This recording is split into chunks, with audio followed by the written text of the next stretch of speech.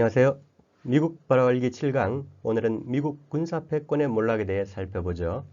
저는 코리아 국제평화포럼 이사장 류용원입니다. 반갑습니다. 먼저 우크라이나 중동 분쟁에서 보이는 현대전 양상의 변화, 그리고 미국 핵 삼축 체계와 미사일 방어망의 붕괴, 재래전 수행력과 산업 생산력, 미국 경제 패권 붕괴와 800여 해외 기지의 운명, 반제 자주 진영의 억지력을 살펴보고 총평을 하도록 하겠습니다. 먼저 현대전 양상의 변화입니다. 가장 특징적인 것은 항공모함 시대의 종말이죠. 이제 바다 위의 떠다니는 관이라는 조롱을 받고 있는데요. 중국은 2년 전에 극초음속 미사일 등 24기로 제럴드 포드 항모전단을 파괴하는 컴퓨터 모의 전쟁 게임 결과를 발표했습니다. 심지어 세계 최빈국인 예멘도 미 항모 아이젠하워를 공격한 데 이어 루스벨트호를 침몰시키겠다라고 호언하고 있죠. 이제 미국이 약소국을 마하 0.8에 불과한 토마호크나 폭격기로 공습한 후에 일방적으로 침공하는 패턴은 불가능해졌다는 평가입니다. 현대전은 미사일 드론전이라고 하죠. 그 드론의 성능과 수량, 다양성에서 미국이 절대 열세로 몰리고 있습니다. 기술의 격차가 단순한 격차가 아니라 10년이 가로놓여 있다는 미국 내 비명이 나오고 있습니다. 다음으로 제공권과 전자전에서도 미국이 열세입니다. 우크라이나에 제공된 미 첨단 무기가 러시아 전자전의 무용지물이 되어버렸습니다. 미국이 자랑하는 M1 에이브럼스 탱크와 엑스칼리버 대포가 전자전의 무용지물이 되면서 전장에서 퇴출됐습니다. 월스트리트 저널은 미국의 정밀 무기가 러시아 전자전으로 인해 효율성을 잃어 나토의 전체 군사 교류에 의문을 제기하고 있다고 보도했습니다. 다음은 무기의 민주화와 군사력의 상향 평준화입니다. 예멘 후티군이 미국 골리앗을 패배시키면서 미국 항모가 뺑소니를 쳤죠. 다음으로 미국 핵 삼축 체계와 미사일 방어망 붕괴를 살펴보죠. 미국의 자랑인 미니트맨 3 ICBM이 작년 10월에 시험 발사에 실패했죠. 1970년에 배치된 고물인데요. 그 후속 모델인 센티널 프로그램도 이 교체 작업이 난항을 겪고 있습니다. 기술력 부족과 예산 긴축 속에서 프로그램이 취소될 우려에 직면하고 있습니다. 한편 SLBM 역시 난항인데요. 영국의 핵잠수함 트라이던트2 SLBM 시험 발사에 실패해서 망신을 당했죠. 올해 2월인데요. 미국이 2016년과 2014년에 영국을 통해서 대리 시험을 했지만 역시 실패했습니다. B-52 전략 폭격기 역시 1962년에 제작된 62년 전의 비행기들이 날고 있는데요. 후속 모델이 없어서 2050년대까지 운용을 연장할 계획입니다. 후속 프로그램과 현대화 프로그램도 역시 실패할 위험에 직면하고 있죠. 미국 전문가 스콧 리터는 미국의 핵무기 경쟁 추진은 비극적인 결말만 있을 수 있다. 센티넬이나 B-21 신형 핵잠수함이 배치되더라도 이미 핵 우위를 확보한 러시아와 중국에 압도당할 것이라고 분석하고 있습니다. 미국 상원 의원들도 미국의 핵무기 현대화가 실패해서 총체적인 난국에 빠져 있다. 러시아가 ICBM을 포함한 세계 최강의 핵군대를 통제하고 있고 미국에 비해 10대 1의 우위를 점하고 있다고 경고하고 나섰습니다. 한편 러시아 연방안전보장회의 파트루셰프 의장도 러시아가 핵미사일 분야에서 경쟁국을 앞질렀다. 극초음속을 포함한 독특한 전략무기를 보유해서 향후 수십 년의 안전보장이 가능해졌다고 주장하고 있습니다. 전 CIA 분석관 레이 맥거버는 러시아가 히로시마 이후 78년 만에 핵무기 경쟁에서 승리했다. 극초음속 미사일을 방어할 수단은 없다고 주장하고 있습니다. 한편 창의 경쟁에서 미국이 몰리고 있는 가운데 방패 경쟁 역시 미국의 방공망 신화가 붕괴되면서 깨져나가고 있습니다. 우크라이나 전장에서 러시아의 극초음속 킨잘 미사일이 미국의 패트리엇 방공망을 계속 파괴하고 있는데요. 작년 5월에 이어 올해 여름에 계속 패트리엇 포대를 파괴하고 있습니다. 푸틴은 패트리엇이 구식이며 호두 깨듯이 100% 파괴할 수 있다고 장담했는데 현실이 되고 있습니다. 한편 나사에서 37년을 근무했던 박철 박사, 우주공학자죠. 사드와 패트리엇은 가짜다, 명중률이 제로에 가깝다라고 주장하고 있습니다. 소련 해체 이후에 미국 대학들이 우주공학 전공 분야를 감축하고 현재는 미사일 설계도가 있어도 못 만드는 수준이라고 주장하고 있죠. 이스라엘은 결국 미국 패트리엇 요격 체계를 퇴짜를 놓아버렸습니다. 무수한 목표 요격에 실패했다는 것이죠. 91년에 배치했지만 요격에 실패해서 최근에 2달 안에 패트리엇을 폐기하기로 했습니다. 한편 이스라엘이 자랑하는 아이언돔 시스템도 헤즈볼라에 의해서 계속 파괴되고 있습니다. 헤즈볼라와의 대량 분쟁 시 아이언돔이 제 기능을 할 수 없다는 우려가 미국에서 계속 나오고 있습니다. 이런 상태에서 미국과 일본은 극초음속 무기에 대한 방어 시스템에 30억 달러를 투자해서 30년대까지 개발 완료하기로 했습니다. 하지만 그때까지 기술적으로 개발이 가능할지는 의문입니다. 영국 역시 극초음속 미사일 개발을 희망하고 있지만 난망한 상태이죠. 러시아 미사일 전문가 드로저덴코는 기술은 돈이 아니라 사람에 의해 개발된다. 그들이 칠콘 극초음속 비슷한 것을 만들 때쯤이면 우리는 이미 다른 것을 갖게 될 것이다 라고 호언했습니다. 다음으로 재래전 수행력과 산업 생산력을 잠깐 살펴보죠. 우크라이나전 이후 러시아는 포탄 생산이 서방에 비해 3배 이상으로 늘었습니다. 비용은 4분의 1에 불과하다고 평가되고 있습니다. 한편 푸틴은 러시아의 미사일 생산이 2년 동안 22배 증가했다고 밝혔습니다.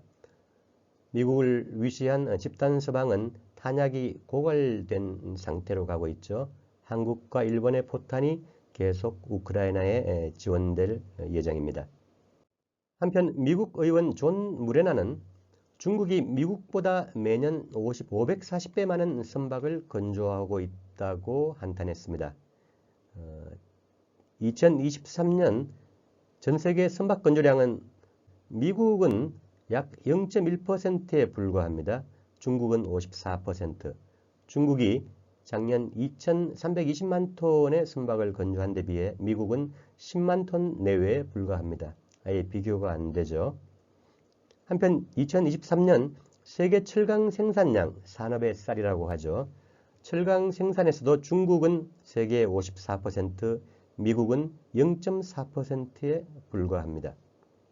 미국 국방부는 첨단 무기와 군함 제조 속도 등에서 중국에 뒤처지고 있다고 아우성을 치고 있습니다.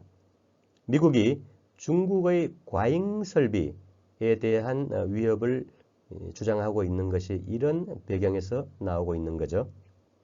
다음으로 미국이 동시에 경제 패권이 붕괴되면서 800여 해외 기지의 운명도 나락에 처해 있습니다. 전성기에 미국은 전 세계 150여 개국에 약 1000여 개의 해외 군사 기지를 운영했는데요. 현재는 약 80개국 800여 개로 줄어있는 상태입니다. 중국 외교부는 1945년에서 2001년까지 세계 153개 지역에서 248회의 무장 충돌이 일어났는데 미국이 그중 81%인 201회를 일으켰다고 보도했습니다. 미국의 해외 기지 중에서 더 위험한 부분은 생화학 실험실입니다. 전 세계 30여 개국에 336개 이상의 생화학 실험실이 있는 것으로 알려지고 있고 불행하게도 한국이 전 세계 총괄센터가 있는 것으로 알려지고 있습니다. 이번 우크라이나에서는 46개 실험실에서 500여 개의 비밀 실험들이 수행된 것으로 드러나고 있습니다. 이 생화학 실험실은 전 인류에 대한 범죄이자 문명에 대한 공격이죠. 제국의 도덕적인 파산을 보여주는 증거입니다. 한편 미국의 해외기지의 운명인데요. 3년 전 아프간에서 철수한 이후에 현재는 아프리카, 사헬 지역의 니제르와 차드 등에서도 철수하면서 미군이 아프리카 55개국 전역에서 설 자리를 잃어가고 있습니다. 이라크 주둔 미군 철수 협상도 진행이 되고 있고요. 이어서 시리아, 인근 중동 지역의 철수 도미노도 불가피할 것으로 예상됩니다. 미군이 중동에서 나가게 되면 미군이 키우고 육성하고 보호해온 지역의 테러 조직들도 그 운명이 결정되게 되겠지요. 중동의 평화가 올 것입니다. 한편 니카라구아는 2023년 러시아의 군사기지 건설과 순항미사일 배치를 허용하는 법령에 서명했습니다. 이번에 쿠바와 베네수엘라에는 러시아의 원자력 잠수함과 극초음속 미사일을 탑재한 프리기탐이 입항했죠.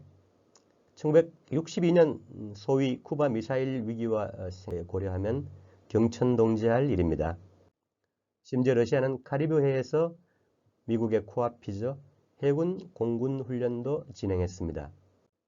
중국은 쿠바에 4군데 비밀 정보 수집 기지를 건설한 것으로 알려지고 있습니다. 중국은 벨라루스까지 가서 유럽의 코앞에서 대테러 훈련까지 실시했습니다. 반제 자주 진영의 억지력을 살펴볼까요? 러시아 푸틴 대통령은 2018년 3월 차세대 비대칭 전략무기 6종을 전격 공개했습니다.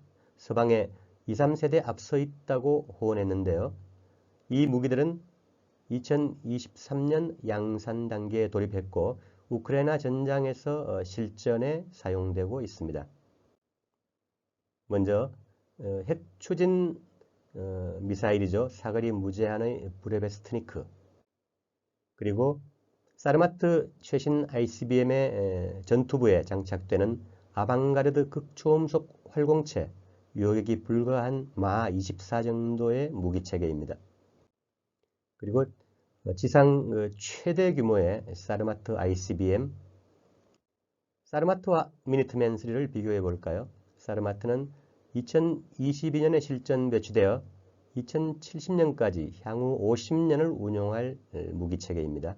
반면 미니트맨 3는 1970년에 배치되어 2030년까지 과거 50년 사용되는 무기이죠. 이 사르마트에 아방가르드 극초음속 활공체를 탑재한 한 발로 프랑스 전역에 파괴가 가능한 가공할 무기체계입니다. 킨잘 탄도미사일 극초음속이죠. 마하 10에서 13입니다. 시르콘 미사일 역시 마하 9.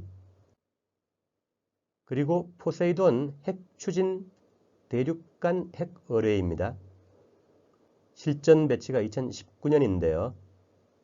소형 원자로로 추진하고 항구에서 폭발할 시에 약 300m 높이의 방사능 해일이 내륙으로 1500km를 밀고 들어갈 수 있다고 합니다. 역시 한 발에 영국이 사라질 수 있는 무기체계입니다. 블라바엠 SLBM 신형 미사일이죠. 앞서 미국과 영국의 트라이던트 SLBM 시험 실패를 말씀드렸는데요. 이 블라바엠은 2018년에 실전 배치되었고 트라이던트 2는 1990년 약 34년 전에 실전 배치된 무기체계입니다. 역시 비교하기 힘든 성능이겠죠. 한편 창의 대결에서 미국이 열세에 몰린 가운데 방패이죠. 미사일 방어망 시스템에서도 역시 러시아가 앞서가고 있습니다. 최신 방공미사일 S-500 프로메테우스 불의 신이라고 하죠. S-500 대량 생산에 들어갔고 S-550을 개량 중입니다. 그리고 그 밑에 S-400 시스템을 중국과 이란, 인도, 튀르키예에 수출하고 러시아는 그 밑에 시스템까지 포함해서 종합적인 다층 방공망을 구축하고 있습니다. 보시는 것처럼 패트리엇은 1990년에 배치되었고 S-500은 2021년에 배치되었습니다. 사거리는 패트리엇이 100km, S-500은 600km입니다. 속도는 패트리엇이 마 7, S-500은 마 20. 아예 비교가 안 되죠. 미사일 탐지 거리와 동시 목표물 탐색도 비교가 되지 않습니다. 한편 중국도 둥펑 미사일 시리즈 17형부터 100가지 미사일을 완비했습니다. 미국 내에서 현대 물리학의 경계를 돌파한 수준이라는 경고가 나오고 있습니다. 중국을 봉쇄하기 위한 미국의 가상 제1, 제2 도련선도 중국의 억지력으로 인해 사실상 붕괴되었다는 평가입니다. 조선 역시 신형 극초음속 미사일 화성포 16 나이형을 공개했죠. 마 15에서 18로 추정되는데요. 마 15이면 휴전선 부근에서 진해 미군 기지까지 약 400초에 도달하는 속도입니다. 계룡대까지는 50초 정도이죠. 미사일 방어망이 정상 가동하더라도 막 탐지하거나 막기 힘든 수준입니다. 조선은 이외에도 역시 각종 종합백화점식 최신 무기 체계들을 계속 선보이고 있죠. 이란 역시 마 13에서 15의 극초음속 미사일 파타와 그 이상의 신형 파타2를 공개했습니다. 최빈국인 예멘도 마 8의 극초음속 미사일을 공개하고 홍해를 장악하고 있죠.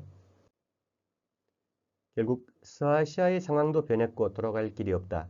서구의 해양 패권은 무너졌고 더 이상 재건될 수 없다는 평가입니다. 총평을 보실까요? 미국 군사 패권의 몰락, 미국과 나토 집단 서방이죠. 약 32개국에서 40개국 정도. 그리고 조중러 이란의 전력을 압축해서 비교해 보겠습니다. 우선 말씀드린 것처럼 미국의 핵 3축 체계는 붕괴했다. 약 2세대에 걸쳐 낙후되어 있고 핵무기 노후화, 운반 시스템과 탄두의 신뢰성이 위험에 처해 있다. 헤리티지 재단의 분석입니다. 현대 미사일 드론전에서 미국이 절대 열세에 몰려있다. 미사일 기술 격차가 10년의 수준이다. 그리고 극초음속 무기와 EMP, 부분 궤도 폭격체계, 수중 핵 드론, 반항공 미사일 방어망 등에서도 비대칭 전력에 빠져 있다. 항공모함은 효용이 약화되었고 이제 약소국에 대한 일방적인 침공은 불가능하다.